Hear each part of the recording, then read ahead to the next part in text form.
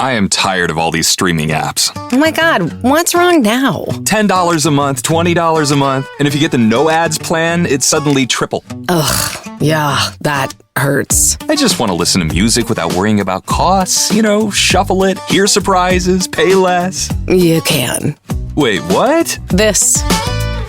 Oh, wow, I forgot this song even existed. What app is this? No app. That's 98.9 The Bull. That's called radio. But really kind of showing some emotion behind the struggles they have, that should be reserved for the men you trust most. Yeah, especially in society today, modern society today is very misandrist. So you're not going to win out of doing that. So it's just... Empathy is not going to... Oh, no. If you're a man trying to get back to baseline after life knocked you sideways, this episode is for you. Today I'm joined by Dr. Alan Chen, a board-certified physician and the creator of Unplugged MD, where he focuses on simplifying health through lifestyle medicine. His work centers on helping people understand how nutrition, movement, sleep, and stress shape long-term well-being. Dr. Chen's philosophy is grounded in empowering individuals to take ownership of their health with practical, sustainable habits rather than quick fixes. His writing and educational content break down complex medical ideas into clear, actionable steps that anyone can use to feel better and live better. Today, we're exploring how his approach can support men rebuilding after divorce, physically, emotionally, and relationally. Dr. Chen, thank you so much for your time. I do appreciate you coming on. Thank you, Glenn. Thank you for having me. Absolutely. So just before we dive in too deep, if you could just tell everybody just a little bit about your history and, how you got to where you are today. Yeah, absolutely. So as you said, I am a board certified physician, specifically a radiologist. I've been an attending radiologist now for almost 8 years.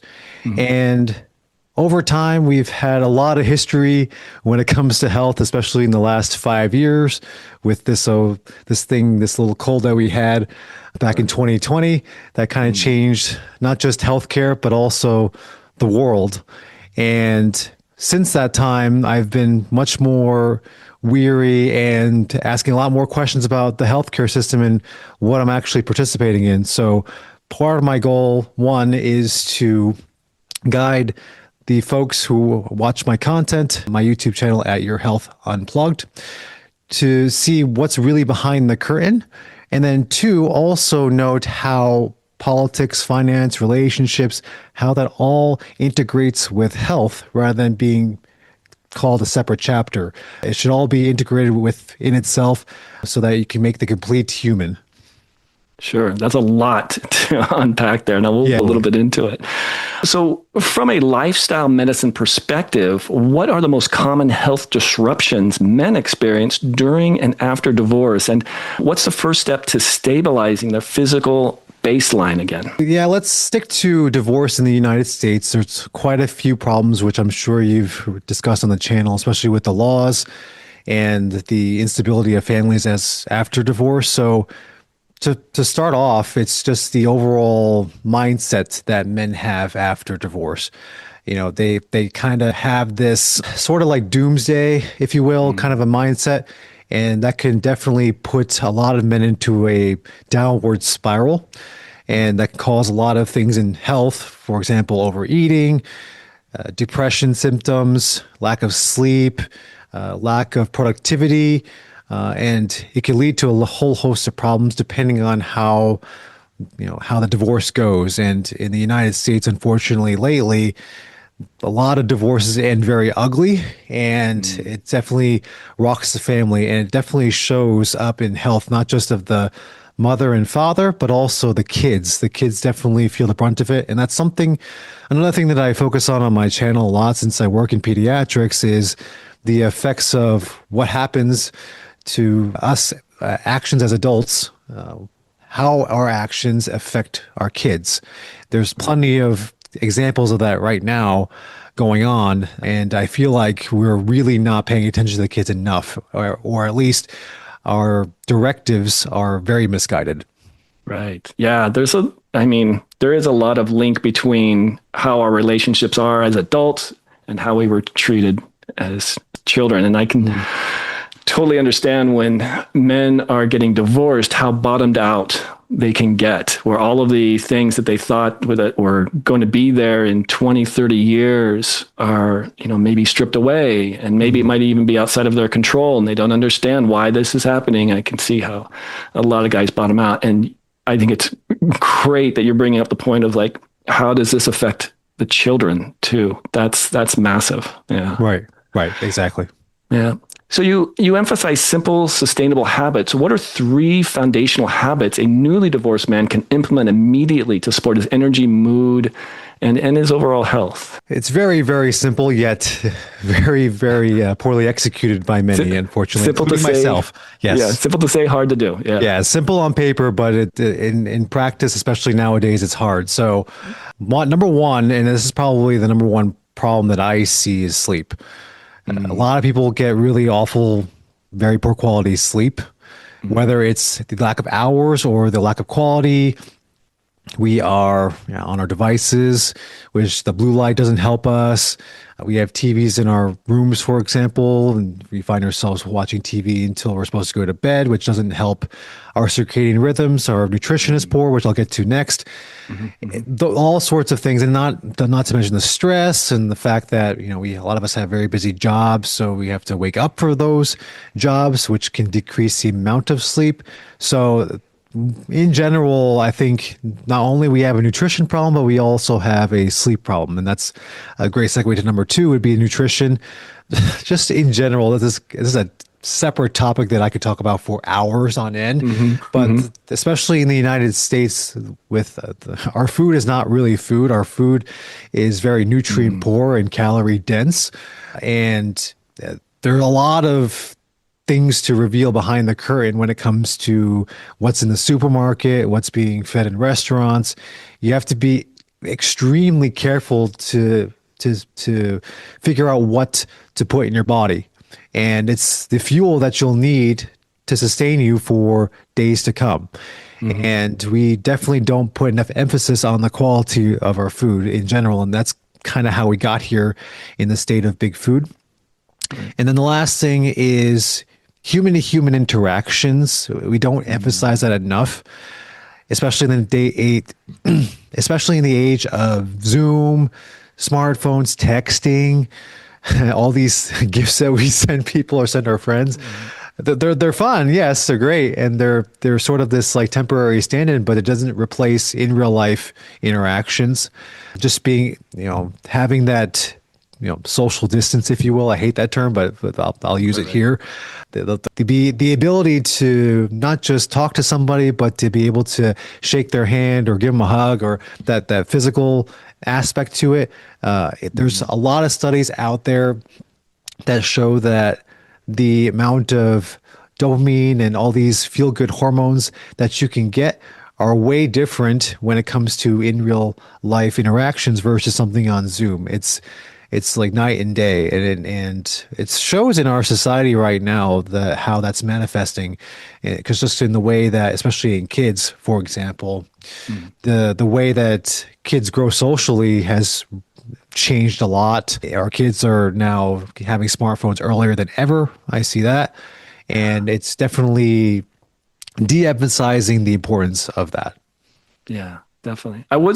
I started thinking a little bit about the nutrition aspects of everything. I mean, you got me going on a lot of different thoughts here, especially with the children and social media and all this kind of stuff. And when you were first going into nutrition, my first thought was even the water isn't something like we need to pay attention to the water we drink, and it's not necessarily the best stuff that's coming out of the faucet. Yeah. Man, we can make this a 4-hour show if we're not careful. We're doing the whole thing on water today. Yeah. All right. So let me try to think of the TLDR version of this. So yeah, the water filtration systems that are around our neighborhoods and all that are not the best. Not to mention the pipes can build up a lot of metals, heavy metals. They say in certain places that there's a lot of minerals, like not the good kind, where you can have like hard water. But not just that. That's kind of like the sort of the surface level problem. But there's all sorts of other stuff that get into our water. The biggest one that I'll talk about is something called EE2, which is an estrogen byproduct. And the way that that has gotten into our water system is the increase of prescriptions of oral contraceptives. So the birth control pill, we're giving out the oral contraceptive, the birth control pill, like candy nowadays. And the excess estrogens, the excess hormones that don't get used in the body as a result of taking the pill, get excreted into the urine, and thus eventually will get into the septic system, and then eventually get into the soil, and then into the water systems. And so, yeah, there's a big problem with that. And general refrigerator filters, Brita filters, don't even come close to filtering that out. So if you have a Brita filter, I recommend you just get rid of it and get something better. Yeah, that's what I was going to ask next. Yeah. Is like any recommendations for any kind of filtration system? Yeah, reverse osmosis filters. There is charcoal filters out there, which, by the way, shameless plug, I do have a promo code for that for British Birkefeld. If you use promo code unplugged, that is a carbon-based gravity filter. It's very easy to set up, and you just put the water in and you'll get filtered water coming out. So those are the top two. There's other devices out there that I'm less familiar with, but those are the top two that I would recommend. But you have to read the labels very carefully to make sure that they're laboratory tested. And so, yeah, and it's not just the E2s. There's plenty of other compounds that I can go on and on about. But that's the biggest one, especially when it comes to talking about masculinity and men's topics. Is definitely the hormone issue is a big one when it comes to that. So that's something that we got to pay attention to. Yeah. No, I appreciate that. Thank you for bringing that up and bringing that to our attention. I think there's something there. I heard that a while back about the water system and how important it really is, but to have some types of filters in place just to keep it clean and ready to go. Yeah. Any other recommendations for diet? Any other diet changes for those guys to help improve emotional regulation and reduce anxiety? Just help them just get back on track. So in the interest of not making this a 4-hour podcast, I'll keep it real simple. Yeah. Really simple. It's eat real food. And like Michael Scott coined it, keep it simple, stupid. Don't get too complicated on certain things. Obviously, if you're going for the Ironman or that competition, you'll have to be a lot more precise into what your nutrition will be like. But if you're just kind of the weekend warrior, average Joe, just looking to not be completely obese, if you just stick to that. Now, kind of if you go down the rabbit hole a little bit, there's plenty of forces out there, if you will, who are trying to taint our real food by by products like lab-grown meat, these fertilizers, the pesticides, not fertilizers, pesticides, like glyphosate, for example, which is another estrogenic. There's plenty of that in our agricultural system. So when I say real food, it's not necessarily just go to the produce aisle in the grocery store. If you have the resources to, the best way is to get it directly from the farm. Like, for example, with my meats, I have a meat freezer in my house right now. I got it directly from a farm. It's no antibiotics, no added hormones, none of that nonsense that gets added to meats to kind of bulk it up, if you will. It's just straight up meat. I just got the shipment in a couple of days ago. I'm looking forward to trying it. Nice. Yeah. Oh, that's good. And so there are many men that turn to alcohol, again, comfort foods, or late night eating during emotional turmoil. What's a realistic, medically grounded way to break those patterns that, without overwhelming, without the patient getting without us guys getting without these guys getting overwhelmed?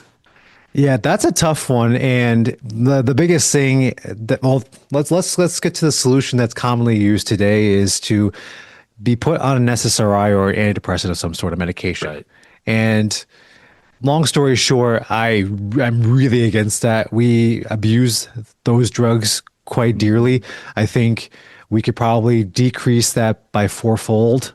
The amount of prescriptions that go out for SSRIs, benzodiazepines, all the prescription psychiatric drugs, we can drastically reduce that. So do your best to not get to that route. And if you have to, if the case is severe enough, then only use it on a temporary basis. But what we really want to do, which we don't do a whole lot in healthcare, is get to the root cause. So breaking down, you have to be able to break down what's actually causing these emotions, what's going on in your life.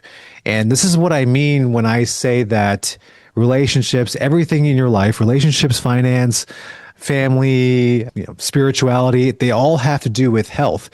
Because a lot of times, a lot of people are infected, if you will, by the rigors of life. And it's not necessarily, the medications are not going to really solve that problem. They're just kind of masking the symptoms, if you will. That's what they do a really, really good job of. So get to the root cause and dig deep as to what's actually causing those feelings and actually confront them. And it really comes down to just telling yourself the truth of the matter. What happened, and let's say, let's take the easy example for the divorce. What actually happened was she actually the one to be a good mother for your kids. So a lot of times that's the divorces start when you start dating, is you just pick the wrong mate. And the red flags were there, and it could have been prevented. That's a great form of preventative medicine, if you will, that we just don't talk about in the healthcare sphere, because we just want to push drugs and tests and stuff like that. So that takes a lot of deep therapy, but also it takes a lot of being able to kind of vent those feelings out, especially in a safe place. And for men, the safe place is male relationships, male friends, who a lot of whom have gone through similar situations or can kind of understand what you're going through and be able to empathize with you much better than women can. Don't get me wrong, like, I'm not saying that women can't do those things, but I think they just can't. Men and women are different. Yes. Spoiler alert, men and women are different. Men and women are different, and they are good at certain things, and they also experience certain things. So they're good at different things, and they're also experience different things in life. Mm-hmm. And to me, it's like almost impossible for women to understand like what's really going on in a man's brain, especially when it comes to divorce and having that notion of losing kids, losing money, losing what you've built. They don't quite fathom that as much as other men would. So that's extremely important, and that's been downplayed in society quite a bit, especially with destruction of Boy Scouts, for example, was a big one. There are not a whole lot of men's only spaces or a lot of women's only spaces, but there are not a ton of men's only spaces out there. And I have to search pretty deeply to find them. Yeah. But once you're able to kind of have that network where you can call someone at 3 a.m. and talk about what's keeping you up at night, and they're able to listen, right, it's invaluable. It's yes. I would pay all sorts of money to have that available to me. But in the case of friendships, like it's there for you, and I would do the same back. It's just something that we've lost, especially nowadays, and it's kept men weak for this whole time. Yeah. Agreed, 100%. It's like, for a guy, as we all know, it is super easy for us fellas just to open up and be perfectly vulnerable with all of our feelings and everything. It's like, there's no way that is a in general standard for guys. We just don't do that. Then you compound that by, as we get older, we have less and less really friends that we can actually feel like we can trust. Those are the guys we probably met in college or even earlier. And, so it's like, all right, so I have trouble talking. I don't have that many friends. And then all this happens to me, and I'm experiencing all this kind of stuff. And all I want to do is have a beer and a burger and just play video games all day long. And just, everything just sucks, And sometimes that's all it takes. Sometimes that's all it takes, like just to get your mind out of what's going on, just take your mind off it a little bit, to kind of give you that bird's eye view and perspective, and to kind of help you get towards that epiphany of, oh my goodness, like this, this is where I made the mistake. This is what went wrong. This is what I could do better next time. And just to have someone there to listen is very invaluable. 100%. I was starting to say things, after I got my divorce, I was married for like about 11 years and then got divorced about 5 years or so ago. And one of the first things I did was like, there is something going on that, I got married to her because there was a sense of familiarity there, and I'm like, where does it, so getting out of that relationship and just being devastated by it and just figuring out what can I do differently? Like from a scientific aspect, I always would say the inputs I was doing was not getting the outputs I wanted. And so in that experiment, it's like, what can I do differently for my inputs that might change the outputs, rather than just thinking, oh, nothing's going to change and I'll just meet another girl and that one will be better for me, without even taking a close look. I think it's incredibly important, Dr. Chen, that you pointed that out to say, how can we look at ourselves and look at, what are we familiar with? And is that really healthy versus like, what's going to be good for me? The right thing is usually the hard thing, is what they say. And, looking at yourself and really taking a critical look to say, you know what, I could have done this better or that better, and whatnot.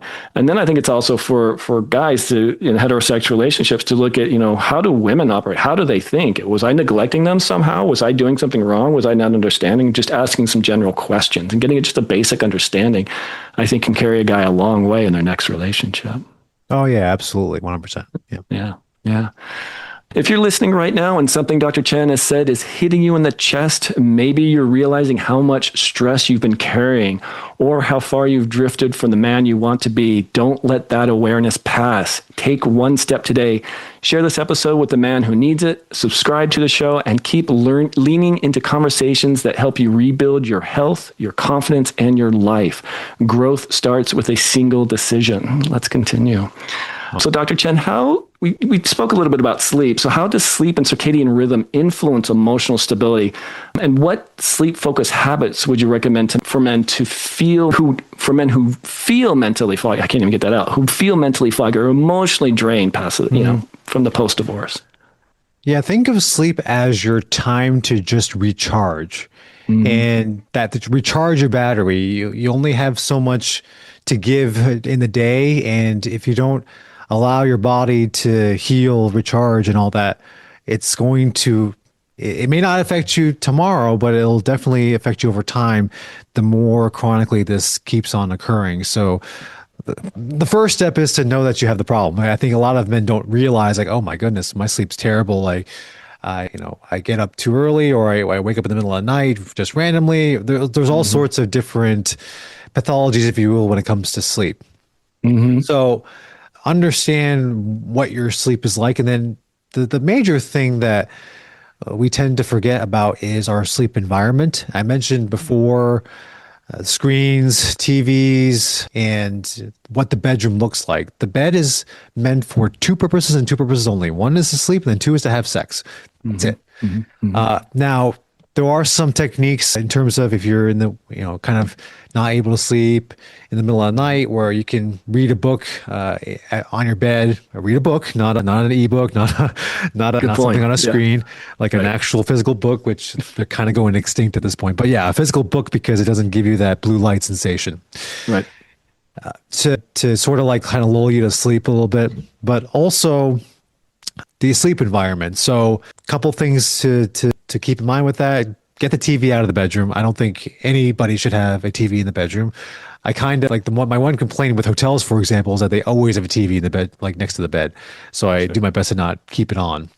And then the temperature, we tend to do better when it's a little chillier and we're able to kind of like snuggle up in the blankets and be able to sleep a little bit better.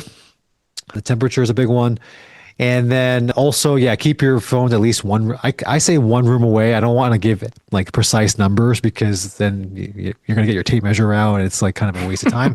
So like, I just say the next room over, just so that you have to get up to go get it. But also like it's in a decent distance, so that if you have to wake up in the middle of the night, if you're on call, for example, like I am, and have to answer the phone, you can at least hear it. So that's why I say give the guideline of at least one room apart, where you're forced to get out of bed to go answer it or to go look at it. Okay. So yeah, just to get the body ready to sleep. And then also, it's not recommended to eat too close to sleep as well. And it's also Not good to look at screens also like an hour before you sleep either. So like if if you're watching a movie, for example, like give yourself a little bit of time away from the TV screen before you actually go to bed. That might help you out a little bit. Right. So yeah, there's plenty of things that there's plenty of consultation / clinics out there that help with these kinds of things when it comes to sleep. So it may be a good investment for a lot of people, especially men who are very busy. For me, I travel a lot as well, so I have to also worry about time zones and timing my time to sleep and time to wake up and all that. So it gets a little more complicated. But simply put, though, I think most men can just fix the environment that they're sleeping in, and that'll go a long way. Yeah, like a cool, dark place. I live in the Pacific Northwest, and it is like it stays pretty pretty dark throughout the year, but in the summer months, it'll light up like at 5 a.m. or 6 a.m. So keeping the room nice and dark, nice and cool. Also, like no like caffeine or no food, like you said, before, like an hour or two before, right? I think I hate admitting this, but I have like a bad sweet tooth, and chocolate ice cream is just a vice. It just sucks. And I had to curb that. Like, I can't eat this stuff before, like an hour before sleep, or I'm going to be just like a little bit wired, a little jittery. Yeah. Yeah. Even getting up, that's a brilliant idea. Having the alarm, the phone in another room. Any other suggestions for getting up in the morning? Because I used to just be like, oh my gosh. Yeah. So this is something that I struggle with for sure, is do your best to not check your phone right off the bat. Yeah. It's really, really hard for me, especially with my line of work. Right. At least get up and drink water, a little bit of salt, a little bit of electrolytes. The reason for that is that we tend to wake up dehydrated. We can lose anywhere from about a pound. Excuse me. We could lose anywhere from a half a pound to a pound, depending on the weather, of sweat just by sleeping. And so you're already waking up dehydrated, which could also contribute to that feeling of being tired. So just the first thing you do is just get a glass of water in the morning, could actually go a long way. Well, what people tend to do though these days is they go to Starbucks or Dunkin' Donuts and get that coffee full of sugar, and coffee is a diuretic, so it could actually dehydrate you even further. You might get that caffeine to kick in, but once that caffeine runs out, you're going to feel extra exhausted because now you're dehydrated. And then to not to mention, a lot of coffees these days have a lot of sugar in it, especially when you buy it from said places. They have a lot of sugar, so that also can contribute to this crash that you're going to get in about an hour or two later. So avoid the coffee to start with. Give your body some time to just get used to waking up and seeing sunlight too. That's another thing, is to just go outside for a little bit and enjoy the fresh air. Just take a few seconds to yourself and just enjoy, be grateful for what you have. It's a great time to journal too. Like it's a very good thing to do, especially if you're going through hard times. It's a good thing to just get your thoughts out there, like almost like you're writing an angry letter to somebody, and then you're just locking it up so that nobody sees it. You're keeping the feelings out there in the open, but you're obviously not going to show it to anybody, as to not rock the boat. But anyway, it's similar. Journaling, I think, is similar to that, where you can really just let loose and just keep the thoughts to yourself. And it's a great time to do it first thing in the morning as well. People walk, people do all sorts of other things. It just depends on what your lifestyle is like. If there's no real like one set solution, all I'm saying are just guidelines and things that you can try. My biggest recommendation, if you guys don't get anything out of this, is just don't do everything at once. Like, try to just do things one at a time, because you'll overwhelm yourself. This is what happens when like New Year's resolutions come about, is they tend to do way too many things at once, and they end up doing none of it. So like, just take these small steps to making big changes. And a lot of these big changes, especially the ones that I've made in my life, have taken years to implement. But once they've implemented, now they become, part of my routine, things get a lot easier from there. Yeah. So, yeah. Once it becomes a routine, then you can move on to something else. So you got that one routine down, and you can move on. Yeah. It's completely not necessary to have like 15 things that you need to accomplish by, within 24 hours. And that's just going to cause, what is it? A paralysis by analysis choice or whatever? paralysis. Yeah. That's yes. a good one. Choice paralysis. Yeah. From your understanding of stress and emotional development, getting into children a little bit, how can a parent's interactions with their son shape the way that a man later handles conflict, intimacy, and vulnerability in relationships? So children are like sponges. Yes. It's amazing actually how much they can absorb. You know, the best time to learn a language is when you're like 5 or 6 years old, and that they just absorb knowledge like there's no tomorrow, but also they pay attention to everything, really. Even when you don't think they're paying attention, they're paying attention. Yes. And it's, the saying goes, the fruit doesn't fall far from the tree.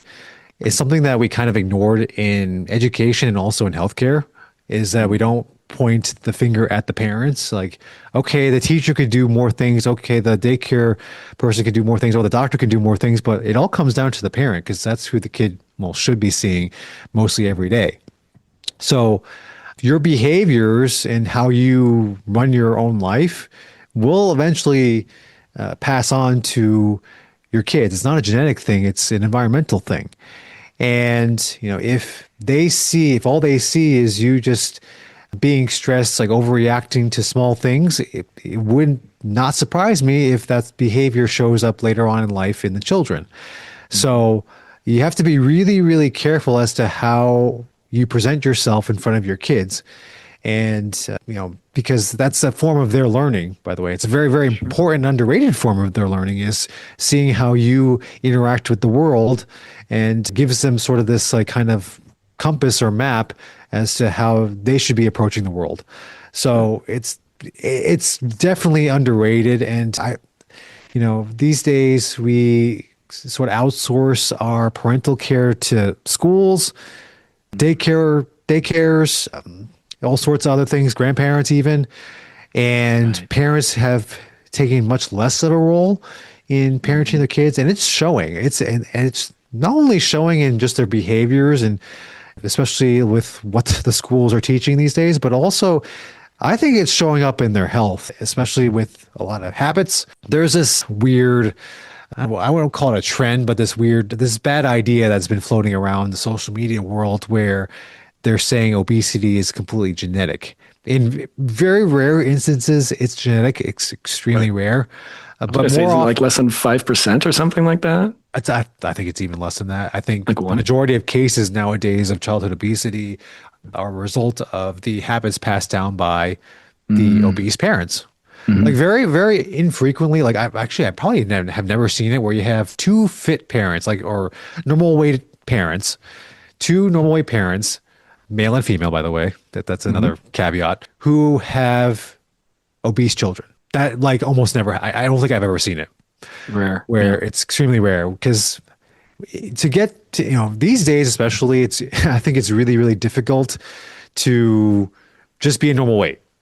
It's very, very easy with what's available to us in the grocery stores, restaurants, and all that, to get fat, actually, with how addictive foods are, with how sugary foods are, like, and they definitely taste good, and it's really difficult you have to be really super, super focused on what you're eating. And with that though, like if the parents themselves have adapted enough behaviors for them to maintain a normal weight, it makes sense that they would be able to pass that on. And not to mention, the simple part is that who's paying for the food? Like, the only people that are paying for the food, unless they're like 16 and have a job, is the parents. Like, so whatever's in the house is going to be eventually eaten by the kids at some point.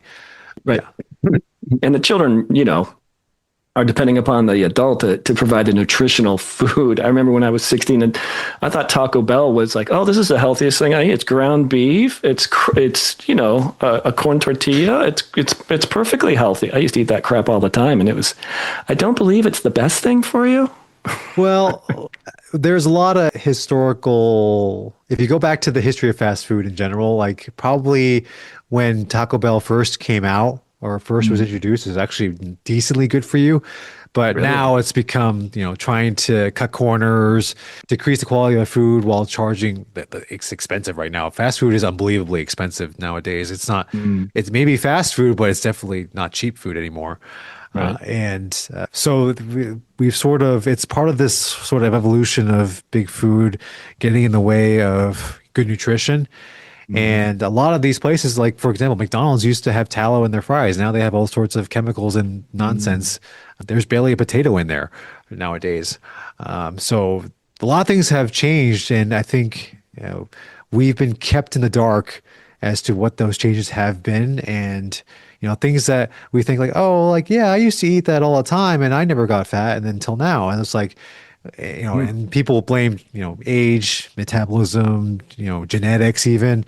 Right. When it's really what we're being exposed to right now when it comes to food, in our modern day society. What you're talking about really ties into, say, a single dad having to feed his child, when it's his turn to take care of the child for a week or two, right? Yeah.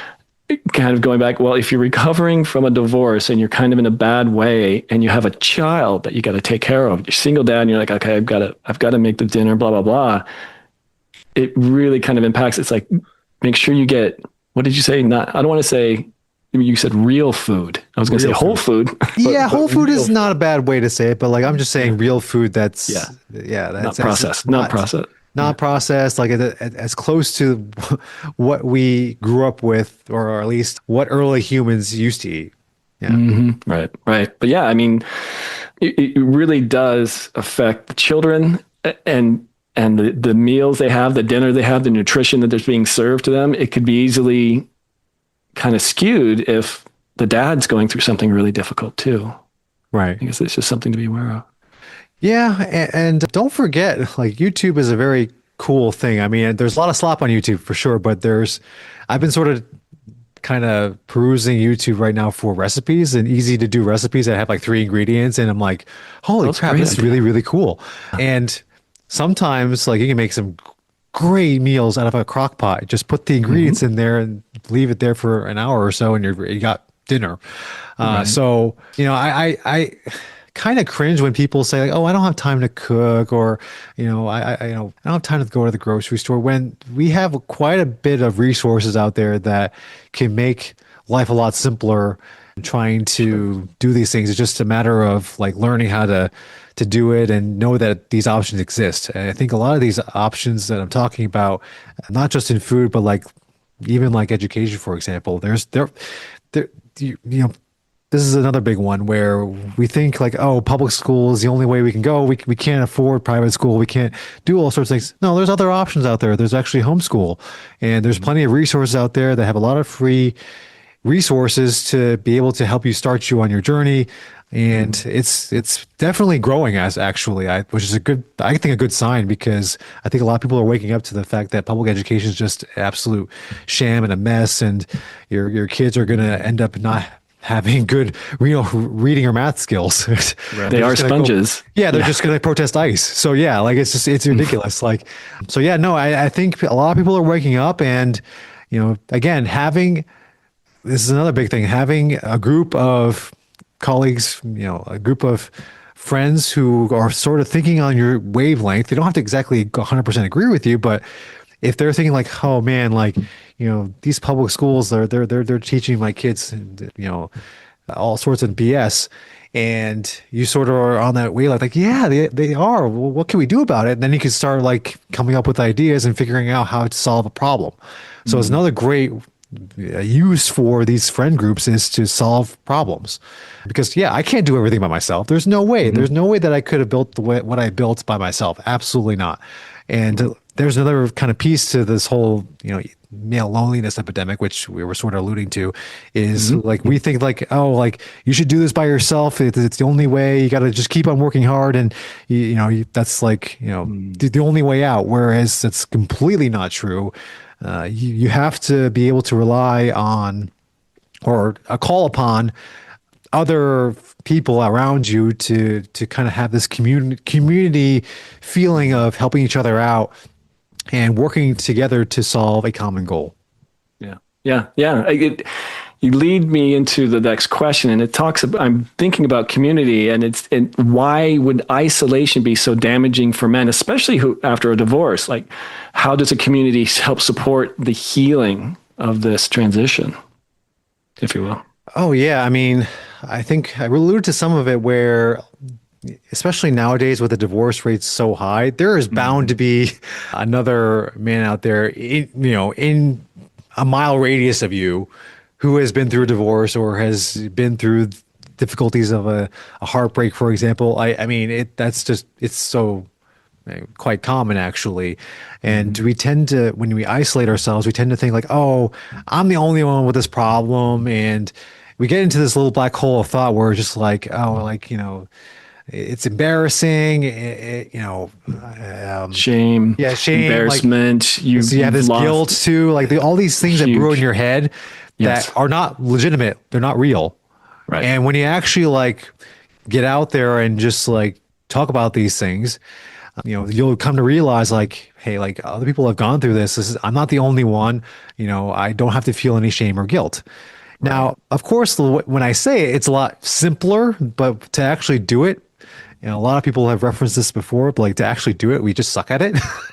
We absolutely suck at it. It's not like a switch that you just flip on. It's it's something that you should develop over time. You have to be able to trust the people that you're talking to too, because like a lot of times these things are very touchy topics that you have to be kind of careful at first, and then until you can develop that trust amongst each other. Sure. So yeah, there's a lot of social skills that need to be built to be able to accomplish that. But it's, it all starts from a simple step as just getting yourself out there. And it doesn't have to be, you don't have to, on day one, talk about your divorce and your relationships. You can just talk about something superficial, like, what's going on in the news or the big game that's happening on tonight. So yeah, whatever. Yeah. I think I've always kind of encouraged, try to hold back on thinking that first date is a therapy session. Try not to, on day one of the divorce, inked divorce, put something out on social media saying how upset you are or something like that. Don't use that as a diary, Yeah, that's the worst thing to do. I would probably rank that as a top like 3 thing. Worst thing to do is to put yourself out on social media. Yet so many, it's really women that do this, but so many women like put these stories online for the whole world to see. That's like a recipe for disaster. Whether you see it or not, like when we dig through the internet files, 5-10 years later, it's gonna come bite them in the ass. So like I would definitely not do that. I would say those kinds of discussions where a guy's basically making himself vulnerable and not only just saying, these are the struggles I have, but really kind of showing some emotion behind the struggles they have, that should be reserved for the men you trust most. Yeah, especially in society today, modern society today is very misandrist. So like you're not going to win out of doing that. So it's just empathy is not going to. Oh, no. It may favor the women because like they sort of like feed off the attention, but like society is way too misandrist right now, where that's a recipe for disaster. I would highly recommend you don't do that. Yeah. There's other ways to improve yourself, and it doesn't have to be that way. Yeah. So from a medical and psychological standpoint, what makes men's groups uniquely effective? I think we talked a little bit about this for helping men regulate stress and rebuild that confidence and create healthier habits.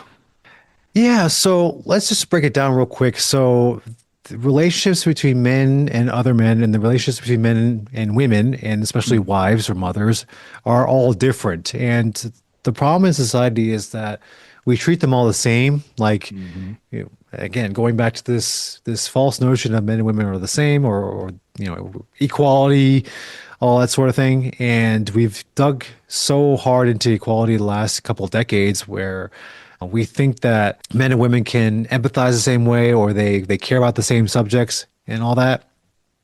It's that's something that we have to get out of our brains immediately. Just kind of remove that notion. That's something that I had to sort of deal with, and because I went through medical school, thinking that men and women are equal.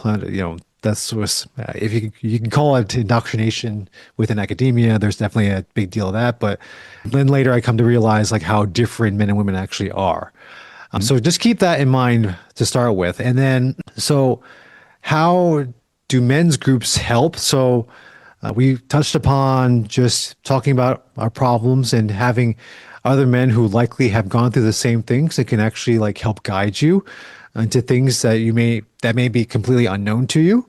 And you never know what kind of connection you might be able to build. So for example, like if I have no idea how to use crypto, for example, and then one of my friends actually has been in Bitcoin since the beginning and has a very fond understanding, well, then he can help me set up a wallet and do all sorts of things. So ultimately, that comes to solving problems. And ultimately, that's what men do really, really well, is to be able to solve problems.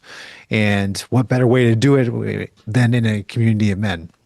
Right. And it's all comes to this like kind of tribal instinct, so to speak, where it sort of builds that protection, and not protection by like, fending off predators or fending off like wolves or bears and whatnot in a group. It's more so protection from the forces that are in modern society right now, and just trying to support each other when you have to stick your neck out there.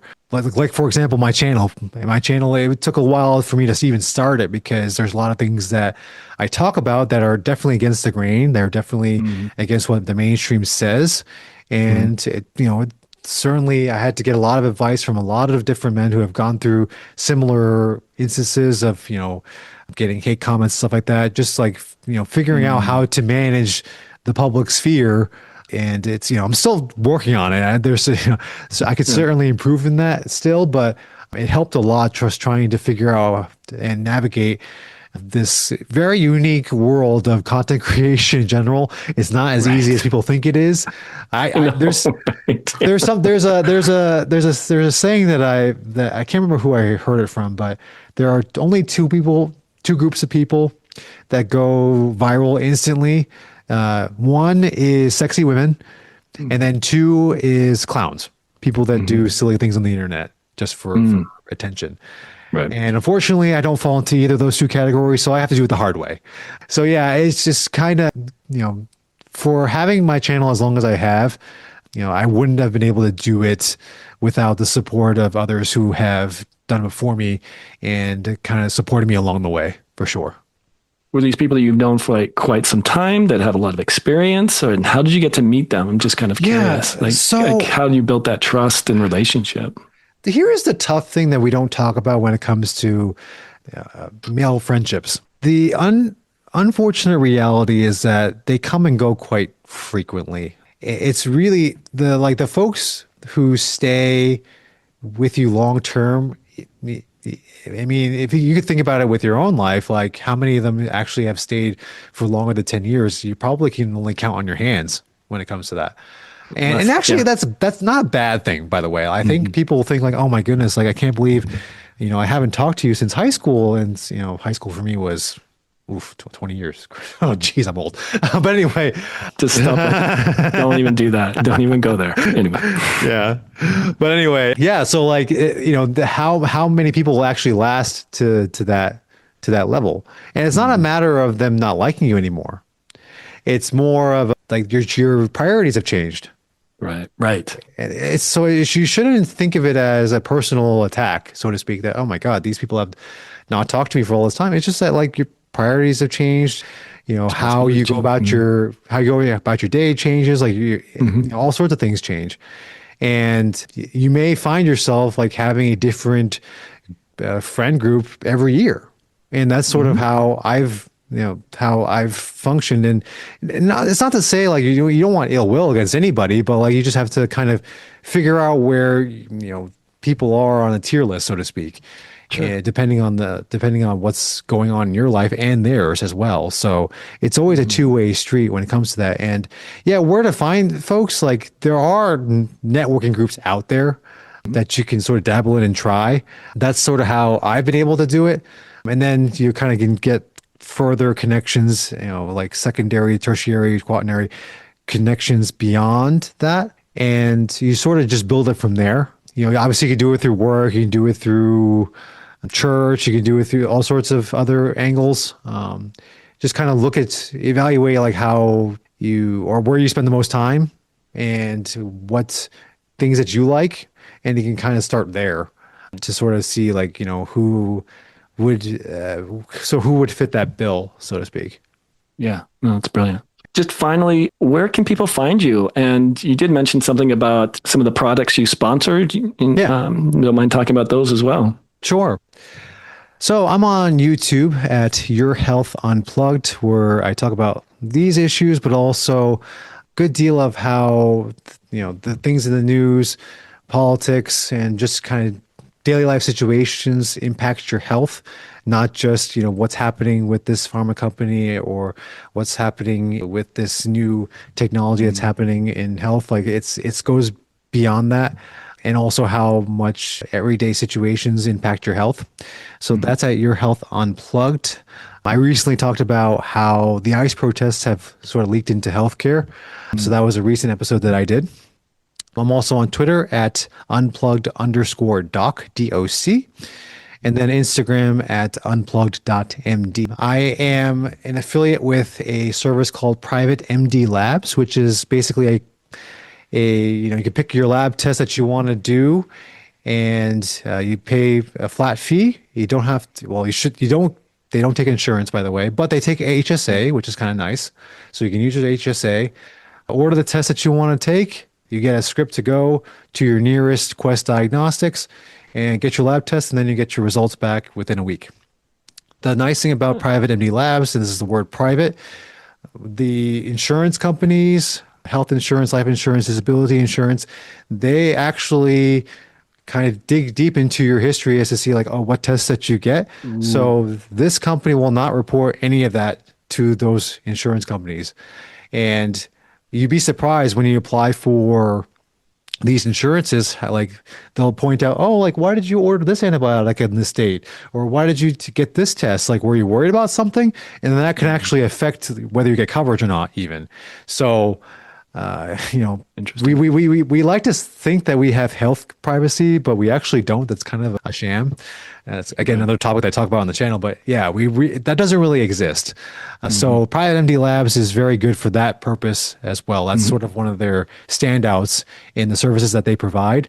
So promo code is unplugged for 15% off any lab test that you want to get or series of lab tests that you want to get. I even have my own full panel if you want to just kind of do a comprehensive panel, the ones that I recommend on my landing page as well.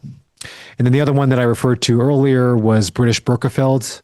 That is the carbon-based water filter. It's portable. It's gravity only, no electricity needed. You can take it camping with you, or if you're someone who likes to travel a lot, you can take it with you while traveling, but your water will be clean and free of the EE2s that I was talking about, as well as other chemicals that may be in your water.